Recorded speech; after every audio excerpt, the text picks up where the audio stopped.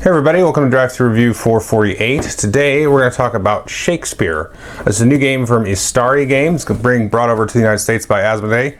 It plays 1 to 4 players in about an hour and a half or so. It is, as you can tell by the title, a game about sort of creating your own play, but also like your own theater, hiring actors, building sets, designing costumes.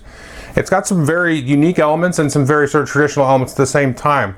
It's got kind of an interesting bidding for turn order with some worker placement, some card drafting, and then also sort of like building up and sort of investing, if you will, in the actors and in the set to build the best play. So let's take a look at how it works, and then I'll tell you what I think of it. So as I said, the theme of Shakespeare is pretty obvious. You are actually sort of Shakespeare himself, putting together your production company, your sets, your costumes, your actors, and all that kind of good stuff. So here you can see most of the components that you get in the game. You've got a main player board here. You can see the game takes place over 6 rounds, and this will track that. You'll have sort of a scoring round in round 4 and round 6. And what that actually is a dress rehearsal where you'll sort of put on the play, kind of see how far along you are, how well developed you are, and then you'll do it again at the end, maybe like the opening night or something. So you've got that here. You've got this track here for tracking prestige points, and players will use this to track that. You might gain and lose points here on this track. And then you have the 3 acts of the play. You've got Act 1, Act 2, and Act 3. And again, each player will have discs on each of these tracks here to track their progress as they hire actors and then, give rehearsals and all kinds of stuff like that. You'll track that there. And then each player also is going to have their own player board. So there's a couple of things to note about the player board. You'll have this disc here in the middle of this track, and this will go left or right as the round goes on. And this is what's known as the ambience track. So if you have poor ambience, you might lose points or lose tracking on the different acts. But if you get up here, you might get some money and stuff. So this is going to be scored every round and then kind of reset. And then here you have this sort of structure here depicted for the different sets that you'll get. So you'll have these tokens here, and these are going to be used to construct the set. And you'll notice they'll be in different colors. So you got the 4s here are always going to be this sort of light blue, and you have some special ones, these golden 3s, and then there's also like these purple 3s, and then you've got 1s and 5s and so on. So you'll be sort of drafting these and bidding for these and collecting these with some of the different agents you have out here. And then as you construct them, the thing to keep in mind is they needs to be symmetrical. So if I put a 1 here, I've got to put a 1 on the other side. And if I do a 4 here, then a 4 has to go here on the other side. So it's symmetrical as you build it up. And of course it's a pyramid, and so you have to build like 2 underneath before you can build 1 on top like that. Now the other thing to note is these gold ones are sort of like wild. So I could do this one here like so. And so that can be a wild, and that will be considered any color, so it still is symmetrical in this case. And then I can put the 4 here. The other thing to note is on the back side of these, it will tell you sort of the special ability that you're going to get when you build it. And so these 1s here, and this is the cost, so to speak, this costs 1, and I'll explain how you buy these in a minute, does nothing. It's got this little X here that does nothing. The 3 doesn't really do anything, but it counts. It gives you a prestige point at the end of the game. And then these 4s here, you can see both of them, they give you 2 bumps on your ambience track. And then the 5 here, you will get one of these +3 tokens. And you can see these here, that has like a little +3 there. And that's going to help you with some of your set designers and your costume designers. So that's how that works.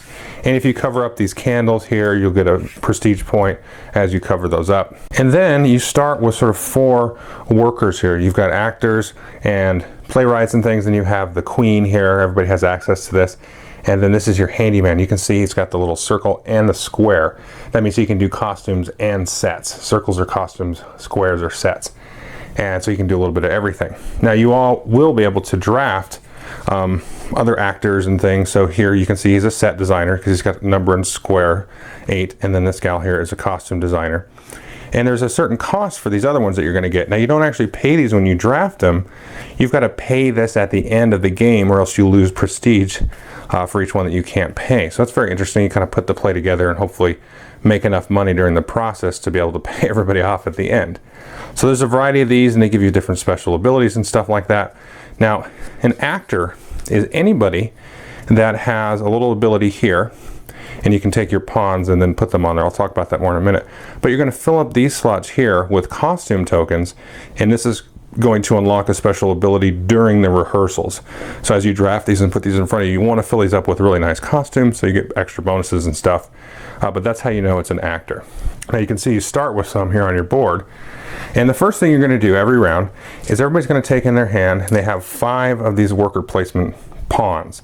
And you're going to put a certain number in your hand. And let's say I'll bid 3, and then everybody else bids a different amount. Whoever bids the least is going to end up going first, and you also get a prestige point if you go first. And then like so, then least to most in that order. So if you're going last, you're going to have less, initiative to grab the stuff you really want, but you're going to end up, of course, getting more actions. And the other thing that's going to happen each round is you're going to draw a certain number of these set tiles, and that's going to you can see they're based on the number of players. So we'll put some of these out. And then, which I haven't showed you yet, we're going to look at some of the costume tiles, and you draw another amount of those. And these bags are actually seeded differently depending on the number of players. So in a 2-player game, you're going to put this many of each of the different costumes and set tiles in the bag. And it's also a little aid reminding you what the special abilities of these set tiles are. So you're going to put these out, and then we're going to deal out some of the character cards. So here we've dealt out 6. It's always the number of players plus 2. And the players are going to be able to draft one of these each round. So on your turn, you can either draft one of these, pass, and then you're out for the round, or then place, one of your pawns on one of the actors or whatever that you have in front of you. Now each player has one sort of recruitment card. So let's say the blue player wanted to go and he wants to recruit, this is Lear here, King Lear. He'll go ahead and take that and just replace that, and then he'll place this one in front of him, and he's used his recruitment for that round. And any that are left will get wiped out, and then we'll deal more each round. And as I said, a couple of things here, like he's obviously an actor. This is the cost you got to pay him at the end of the game. This is the ability that you'll get. You can actually use them immediately on this turn to place a little worker or pawn there to activate that ability. And then as you go along, of course, you want to be able to insert costumes with your costume designers, and the higher value the better. So you can see we've got a 3 and a 4. There are also, of course, these 3s here, and these are the golden ones, and those are just special tiles. In addition to the special golden set tiles, you need a specific kind of worker to sort of work with this. It's called a jeweler in the game, and the iconography is indicative in their little spot there. But these are special ones here. But you'll add these up. Once you get these in there, I'll talk about that more, but you'll unlock a special ability and then get some extra little bonuses and stuff. So one of the things you can do, obviously, is just recruit one of these guys. And then, of course, you're going to be placing the pawns. Now, you can only use the pawns that you bid with for the round. And remember, that's a little bit of a turn order consideration, but there's another consideration. And I'll talk about that after I sort of go over the examples of, the different places that you can activate. You want to be kind of considerate about who you activate this round because you won't be able to use it next round. So let's just go over that. So first example here would be Shakespeare over here in the corner. And you go on here and you can see the 2 feathers. And that's to move up the act tracks. You can see again Act 1, Act 2, Act 3, and it's a red, yellow, and blue feather. Now Shakespeare had 2 white feathers, so you can use him to do any track. So it's kind of like a wild. So I could go boom, boom, twice up this track, or maybe once up this and once up that. And as you move up here, you're going to get different amounts of either penalties if you don't move up far enough, or rewards depending if you move up further. But anytime you see a feather, so for example, Hamlet here, he's got a special ability there of decreasing the ambience, but he only goes up the yellow track, for example. And again, the white is the wild. So you can do that, you can activate those guys. Here we have a costume lady and a set designer there. And so you can see she can go up any track, and then you'll get 3 points worth of sort of costume buying power to buy. And then these 2 folks here, they do set designing. He's got 3 and 6. Of course, he's got a little bit of a bonus. And then again, your handyman can do either. He can use 4 points in any combination to do that. And of course, this is the cost. You can see the value there. And remember, again, these have special abilities, and these costume points here are going to help you unlock special abilities. So let's look at King Lear here. He's got the 3 slots there. So let's say we got a 5, and then we've got a 3, so we've got 8 there. And now we have 1 more slot. And so once we fill up this last slot here, we'll unlock this ability during one of the rehearsals. So when the rehearsal activates, he'll be able to move up the yellow and blue track 1 space, this color. And the other thing to note is when you sort of fill in that last spot, so now we've got 8, let's try to find a really high one here, another 5. This would be pretty rare, but so he's now not 13. So because we filled them up. We're going to look at this chart here. If you have at least 6 points, you get at least $2. But in this case, we have 13, so we'll actually get 3 prestige points when we fill him in because he's just got a most amazing costume. And we've got Falstaff here. Should be pretty explanatory. This will move you up 2 spots on the ambience track. And here we have an apprentice, and you can see he doesn't really do anything. He's only going to cost you $1 at the end of the game, but he gives a +1 to all of your craftsmen, your set designers, and your costume. So he's pretty cool. And then remember, again, you can also get these +3 tokens, and these can be used in any combination. You can only spend 1 +3 token, per activation. This fella here, he's the jeweler, and you can see he can just grab a single, golden tile of either type. And the other thing to note, on the back here are these extras. And so the extras don't have any sort of ability. They are free at the end of the game, which is nice. But you can fill these up with costumes and then unlock this ability to move up, any track during the rehearsal. So you can always take let's say this was the draft pool, I can always take anybody I want and then flip it over, and that would be my recruitment for the round as well. And you can do that sort of as a denial to somebody that was like, oh, they're really going to like to have the jeweler this round, so I'm going to take that, flip it over. After everybody's placed workers, then you're going to check ambience, and then however far along, up or down, you're going to get a reward or a penalty. Any of these purple 3 tiles that are left in the main supply that nobody's purchased are going to reduce everybody's ambience by 1. Now the thing is when you build these, the special ability is when you build that, everybody else decreases by 1. So this is kind of an interesting take that kind of aspect to the game. And then in rounds 4 and 6, like I said, you're going to have a scoring round, you're going to have a rehearsal. And anybody that you've unlocked their costume power, in this case remember King Lear, you're going to activate and be able to move up, different spots on the track and so on. So there's 3 tracks, and after everybody does the rehearsal and activates everybody, you're going to see where you're at currently. If you have any of your pawns back here in this spot, you're actually going to lose a prestige point. So you want to try to get them all sort of up a little bit so you don't have a weak, opening act kind of thing. Once you get up to here, you'll get $1. If you get up here, you get $3, $5 up there. This one is first place, we'll get 2 points. Second place, we'll get 1. And these are just a straight amount of victory points depending on if you're in that spot or above it. And then you'll reset, you'll have new characters put out, new tokens, these will get wiped off, and then new tokens. And then there's one last little sort of rest aspect I'll talk about. Now let's say for argument's sake the green player placed these 3 pawns on the round.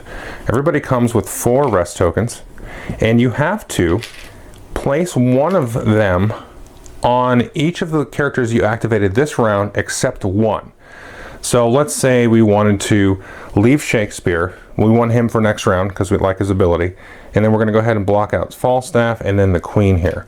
And so what's going to happen is now we can't use these 2 folks on the next round, which can be a hindrance. So you really have to think ahead into the following round. It's like you're playing kind of worker placement with yourself because once you take it, there's a chance you won't be able to activate it in the following round, so there's some consideration there. The last thing to talk about is with the Queen herself, is you can get some money, straight money, and you can also draw 3 of these objective cards and choose one, and these are sort of like end-game scorings, and there's a bunch of different ways to do it. If you have a certain amount of actors, and this is like how much you filled up the sets and all kinds of different stuff like that, if you have these 2 spots filled up and so on.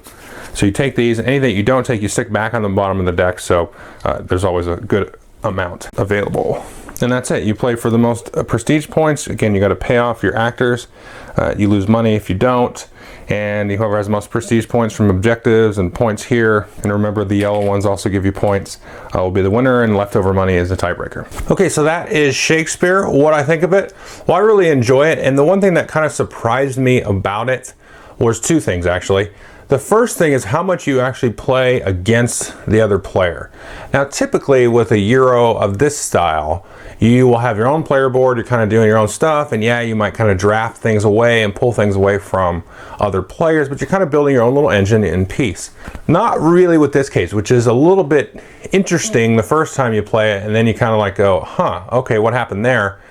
And then as you kind of sort of get stabbed in the back, it kind of feels, then you can kind of come at it in a better way, I think, and it's really a lot more about the deniability of certain things than actually driving your own sort of theater. Now, that's kind of juxtaposed with the whole worker placement. Like I said, you're trying to play worker placement against yourself, which is very interesting as well. But you always got to look at the set tiles that are available, the costumes, and especially the characters, and the whole turn order. You know, what do?